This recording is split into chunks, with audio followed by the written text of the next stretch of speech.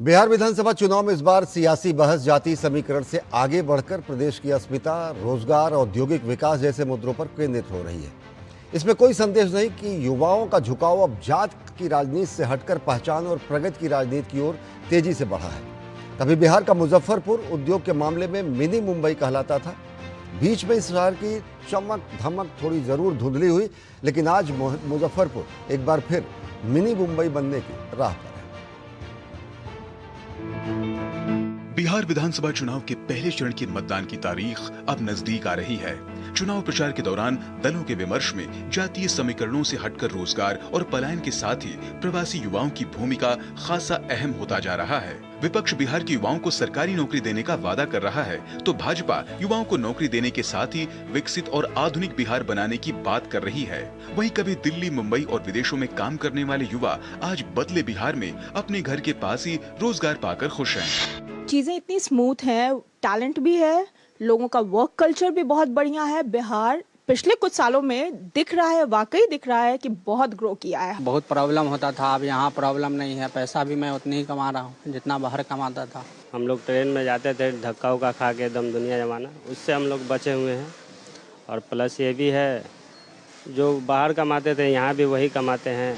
कभी बिहार के मुजफ्फरपुर को उद्योग के मामले में मिनी मुंबई के नाम से जाना जाता था। समय के साथ मुजफ्फरपुर की यह पहचान और शहर की चमक धुंधली होती गई। हालांकि पिछले कुछ वर्षों में हालात बदले हैं। केंद्र की मोदी सरकार के नेतृत्व में नीतीश कुमार ने मुजफ्फरपुर की पुरानी पहचान वापस लाने के लिए काफी प्रयास किए हैं। अपनी औद्योगिक पहचान खो चुकी मुजफ्फरपुर एक बार फिर मिनी मुंबई की राह पर आगे बढ़ने के लिए अग्रसर है। मुजफ्फरपुर सदर से भाजपा प्रत्याशी का मानना है कि अभी तो शुरुआत है, आने वाले दिनों में मुजफ्फरपुर बिहार का औद्योगिक हब बनेगा। घर घर जनसंपर्क अभियान चल रहा है, जिसमें हम आशीर्वाद यात्रा की ओर जैसे चल रहे हैं, लोगों से आशीर्वाद मांग रहे हैं और लोगों का व्यापक जन समर्थन और आशीर्वाद मुझे मिल रहा है।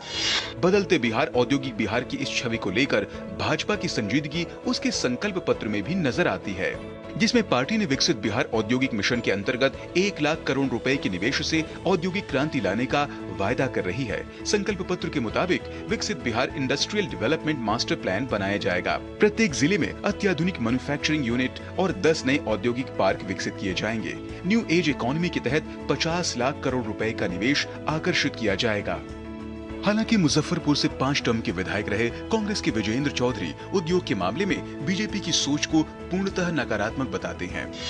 इतना काम किया है मुजफ्फरपुर में कि मुजफ्फरपुर के लोगों ने